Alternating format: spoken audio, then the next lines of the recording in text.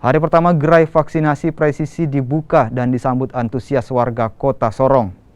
Mengantisipasi penumpukan, petugas hanya melayani 100 orang per hari dan untuk layanan perdana diprioritaskan bagi lanjut usia.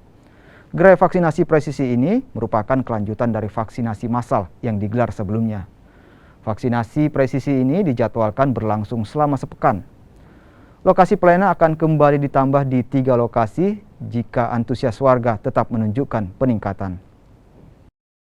Ini kita lanjutkan lagi dengan gerai vaksin presisi.